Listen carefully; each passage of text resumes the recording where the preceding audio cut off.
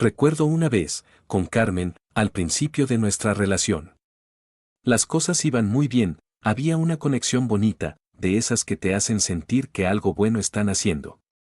Pero justo cuando la seguridad empezaba a asentarse, empecé a sentir una especie de ahogo. No era ella, no. Era algo mío, muy adentro. Y entonces, hice lo de siempre, me puse distante.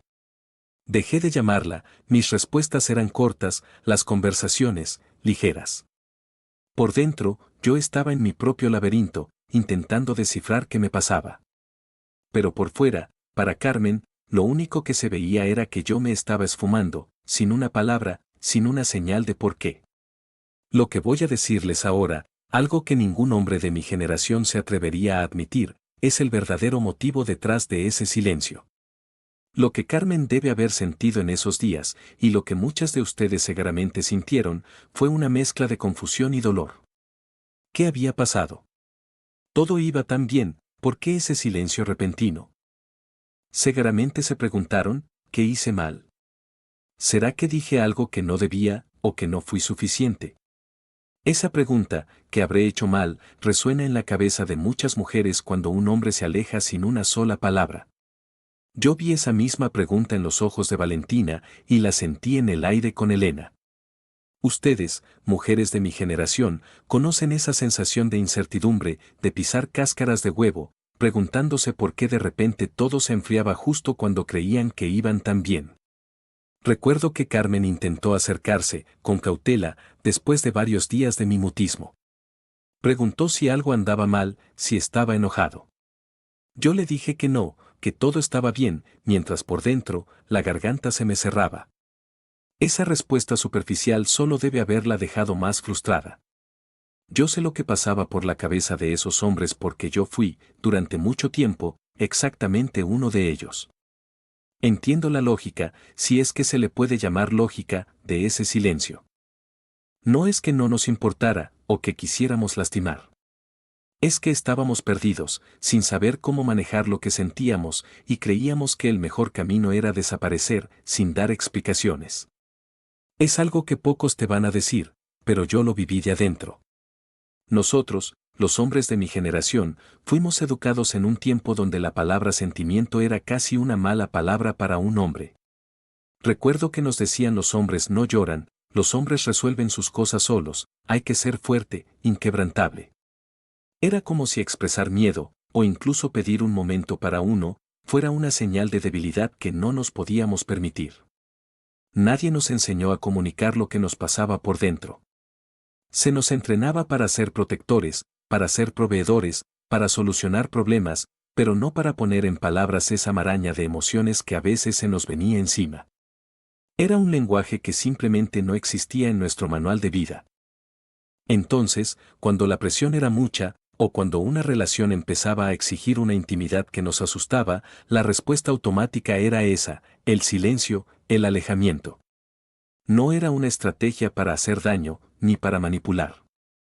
Era, para ser honestos, lo único que sabíamos hacer. Esperábamos, en el fondo, que con el tiempo, el problema se disipara solo. O, y esto es más difícil de admitir, esperábamos que ustedes, por pura intuición, entendieran lo que nos pasaba sin necesidad de que lo dijéramos. Y es por eso que cuando yo me cerraba, o cuando un hombre de mi edad se esfuma de repente, sin explicaciones, ustedes sentían esa frustración. No estaban locas al pensar que algo andaba mal. No era falta de interés en la mayoría de los casos, sino una profunda incapacidad nuestra para manejar lo que sentíamos y comunicarlo. Lo sé, porque yo lo hice. El instinto del caracol. Así lo llamo ahora. Pero en ese momento, cuando las cosas con Carmen empezaron a ponerse un poco más serias, yo simplemente sentí una urgencia incontrolable de meterme dentro de mi caparazón. No era que Carmen me asfixiara, no. Era una sensación de que algo, una parte de mí, necesitaba espacio, un retiro. Yo no sabía ponerle nombre a ese impulso. Lo único que me salía era volverme inalcanzable. Recuerdo que después de una conversación con Valentina, al principio de nuestro matrimonio, donde ella me planteó algunas expectativas sobre cómo construiríamos el futuro, yo me sentí abrumado. En lugar de sentarme a hablar, como ella esperaba, me sumergí en el trabajo. Empecé a llegar tarde a casa, a veces hasta altas horas de la noche. Cuando ella intentaba acercarse, yo respondía con monosílabos, evitaba su mirada. Por dentro, mi cabeza no paraba de darle vueltas a lo que ella había dicho, pero mi boca permanecía sellada. Creía, de forma equivocada, que si no lo hablaba, si no le daba entidad, quizás el problema desaparecería solo. Y Valentina, por supuesto, lo que veía era un muro. Ella pensaba, está enojado conmigo, ya no le intereso, me está castigando con su silencio. Y yo, en mi laberinto, solo intentaba no sentir esa presión, creyendo que así la estaba protegiendo. Nunca fui consciente del daño que le estaba causando. Luego, estaba el miedo a la carga emocional. Con Elena, cuando nuestra relación ya estaba más consolidada, ella era una mujer muy abierta, muy expresiva con sus sentimientos y sus deseos de una conexión profunda. Al principio, eso me atraía, pero después de un tiempo, empecé a sentir una punzada de pánico. Me recordaba, aunque no lo quisiera admitir en ese momento, a las expectativas que sentí no haber podido cumplir con Valentina. Esa sensación de no estar a la altura, de no saber cómo responder a esa profundidad que ella me ofrecía. Mi reacción automática, la que había aprendido de joven, fue enfriarme. Tomar un poco de distancia. Era mi manera torpe de evitar ese abismo emocional que sentía no poder cruzar, o al menos, no sin antes encontrar la forma. Y lo que ella, Elena, debe haber pensado es un cobarde, no quiere compromiso, me está usando. Pero lo que yo sentía era la profunda incertidumbre de si podía entregarme a esa intimidad sin que eso significara perder una parte de mí o defraudarla. Era mi propia incapacidad, mis propios miedos, hablándome desde el pasado. Y muchas veces, ese silencio no era solo una retirada, era también una negociación inconsciente. Esperaba que lo entendieras. Con Carmen, por ejemplo. Después de una semana de mucho estrés en el trabajo, yo llegaba a casa agotado. Mi mente estaba saturada. Lo único que quería era silencio, un espacio tranquilo. En lugar de decirlo, me volvía callado, absorto.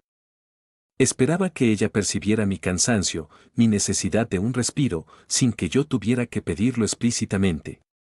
Creía, sinceramente, que ella, como mujer, sería intuitiva y lo leerá en mi comportamiento. Cuando ella, con la mejor de las intenciones, intentaba iniciar una conversación profunda sobre nuestro día, o sobre lo que fuera, yo me sentía invadido. Y me retraía aún más, interpretando su acercamiento como una falta de comprensión hacia mi estado. Carmen, claro, lo que veía era a un hombre egoísta, que solo pensaba en sí mismo, que no le importaba lo suficiente como para contarle lo que le pasaba.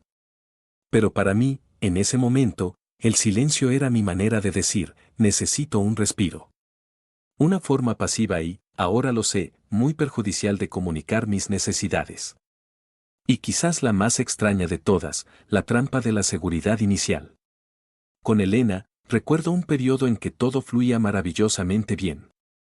Sentía una conexión profunda, una paz que nunca antes había experimentado.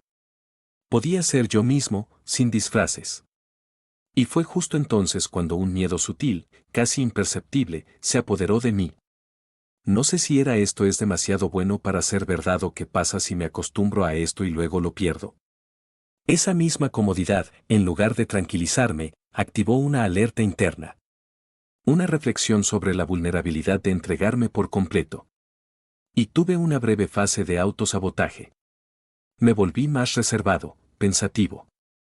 Lo que Elena cegaramente sentía era que justo cuando las cosas estaban mejor que nunca, yo parecía querer arruinarlo, como si estuviera huyendo de lo bueno. Y en cierto modo, estaba huyendo. Huyendo de la vulnerabilidad que la verdadera felicidad y la seguridad a veces exigen. Ese proceso doloroso, iniciado con la partida de Valentina, encontró su punto de inflexión con Elena. Recuerdo una noche en Montevideo. Yo me había retraído por un par de días, inmerso en mis pensamientos y esos miedos no verbalizados que ya les conté. Ella me había dado espacio, pero no me había soltado la mano por completo. Entonces, Elena, en lugar de perseguirme o reprocharme, simplemente se sentó a mi lado.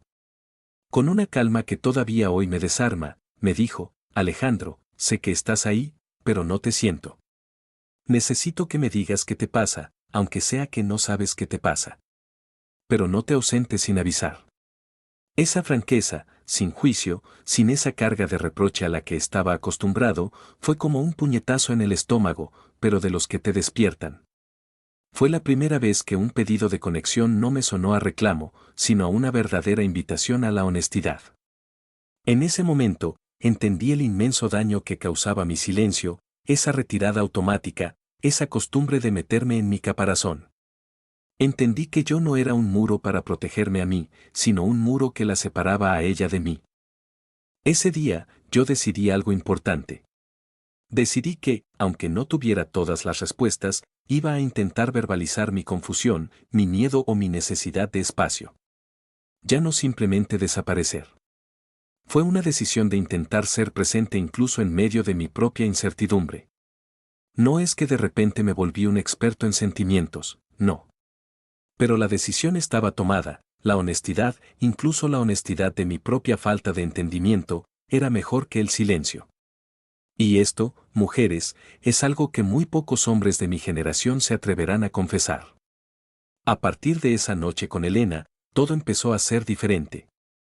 No de golpe, claro, pero la semilla ya estaba sembrada. Hubo otras veces, muchas, en las que el viejo Alejandro sentía la misma urgencia de esconderse, de cerrar la persiana y desaparecer. Pero entonces, recordaba la cara de Elena, su calma, y me obligaba a decir algo. Incluso si era solo: necesito un momento, no sé bien qué me pasa, pero quiero que sepas que no es por ti. Parece poco, ¿verdad? Una frase tan simple. Pero esa pequeña confesión, esa mínima honestidad, abría una puerta. Abría un espacio. Con Valentina, ese espacio nunca existió; con ella, mi silencio solo levantaba muros, y yo ni siquiera lo veía. Pero con Elena, esa frase cambió la dinámica por completo. Ella no se quedaba adivinando, no se sentía rechazada. Podía ver que yo estaba batallando con algo, y eso, aunque no tuviera una respuesta, le daba una claridad que antes era impensable. Y así, aunque nuestra historia con Elena, por esas vueltas de la vida, se terminó por la distancia geográfica, el tiempo que compartimos fue de una intimidad y una honestidad que nunca creí posible para mí. Aprendí a estar presente, no solo de cuerpo, sino también de espíritu, incluso cuando no tenía todas las respuestas o cuando estaba confundido. Y esa fue la mayor recompensa, la verdadera resolución. Porque si un hombre, como yo, de mi generación, puede aprender a decir lo que le pasa por dentro, aunque sea con dificultad, ustedes, mujeres, pueden empezar a entender que a veces ese silencio no es desinterés, ni un juego. Es solo un hombre luchando con un manual que nunca le enseñaron a leer. Y quizás, solo quizás, esa nueva perspectiva les dé la paz de saber que lo que pasó, muchas veces, no tenía nada que ver con ustedes.